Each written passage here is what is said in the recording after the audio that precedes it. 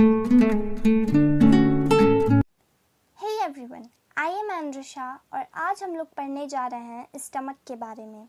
इस वीडियो में हम स्टमक के साथ साथ ईसोफेगस और कुछ ग्लैंड्स के बारे में भी पढ़ने वाले हैं। तो चलिए शुरू करते हैं। The solid food passes into the food pipe और ईसोफेगस। तो जब खाना हमारे माउथ में जाता है तो सबसे पहले हम उसे चबाते हैं और फिर हम उसे निगलते हैं। तो वो सॉलिड फूड जो होता है वो ईसोफेगस यानी कि फूड पाइप में जाता है। The food pipe runs along the neck and the chest. जो फूड पाइप होती है वो हमारी नेक से लेकर चेस्ट तक होती है। Food is pushed down by the movement of the wall of the food pipe. यानी कि जब फूड पाइप की वॉल होती है हमारी, जब उसमें मूवमेंट होता है तब खाना नीचे की तरफ जाता है। And sometime the food is not accepted by our stomach and is vomited out. तो कभी कभी क्या होता है कि जो हमारा स्टमक होता है वो फूड को एक्सेप्ट ही नहीं करता, यानी कि फूड को लेता ही नहीं है। तो तब क्या होता है, तब हमें वॉमिटिंग हो जाती है, क्योंकि स्टमक ने एक्सेप्ट नहीं किया तो वो बाहर ही आएगा फूड, तो हम वॉमिट कर देते हैं उस फूड को। तो इस इमेज में भी आप देखिए, इसमें आपको ईसोफेगस और स्टमक दिख रहा होगा। अब जो फूड पाइप होती है ना, ये एक जे शेप्ड बैग, यानी कि स्टमक में जो फूड पाइप के अंदर जो फूड होता है वो स्टमक में जाकर खुल जाता है। यानी कि फूड पाइप से खाना हमारा, यानी फूड जो है वो फूड पाइप से स्टमक में जाएगा। Stomach is the widest part of the alimentary canal. जो स्टमक होता है ना वो सबसे वाइडेस्ट यानी कि सबसे चौड़ा पार्ट होता है एलिमेंट्री कैनाल का। It opens into the small intestine. Food pipe से स्टमक में फूड आएगा और स्टमक से फूड जो होता है वो स्मॉल इंटेस्टाइन में चला जाएगा। ठीक है। The inner linings of the stomach secretes mucus, hydrochloric acid and digestive juices.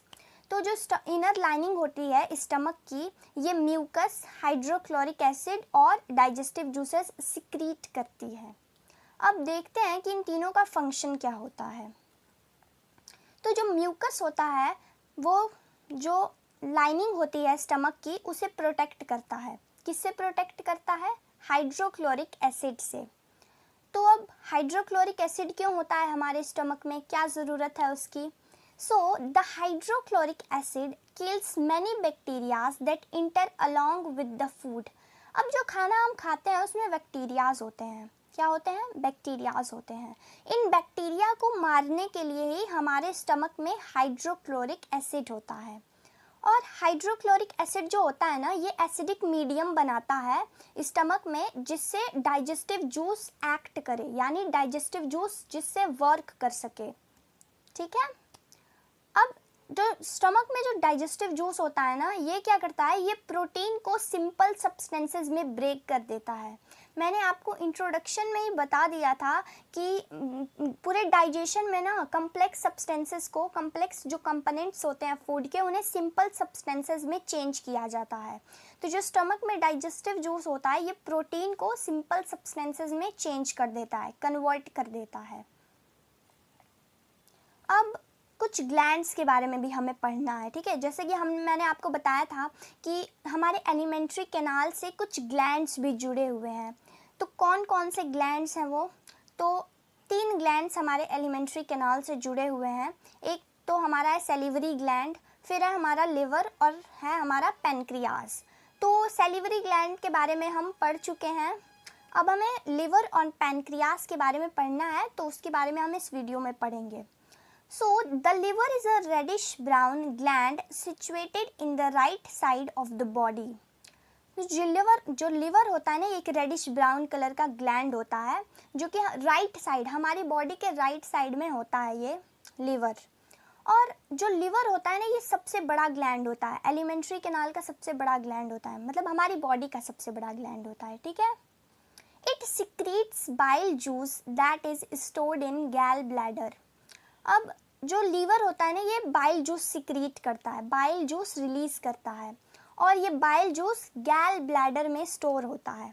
इस पिक्चर में भी आप देख सकते हैं, आपको गैल ब्लैडर दिख रहा होगा, कुछ येलो कलर में है। और जो बाइल जूस होता है ना, बाइल जूस का क्या फंक्शन है अब, तो जो बाइल जूस होता है ये फैट के डाइजेशन में हेल्प कर, ठीक है। अब पेनक्रियास क्या है? The pancreas is a large cream coloured gland located just below the stomach. तो जो हमारा स्टमक है इसके एकदम नीचे ही एक लार्ज क्रीम कलर का ग्लैंड होता है और वो ही पेनक्रियास होता है। इसका स्ट्रक्चर ना कुछ लीफ टाइप में होता है। और अब ये फंक्शन क्या करता है, तो जो पेनक्रियास होता है इसके अंदर जो पेनक्रियाटिक जूस होता है ना, ये कार्बोहाइड्रेट, प्रोटीन और फैट के डाइजेशन में हेल्प करता है। तो इतना ही था आज के वीडियो में। आई होप कि समझ में आया होगा। Thanks for watching.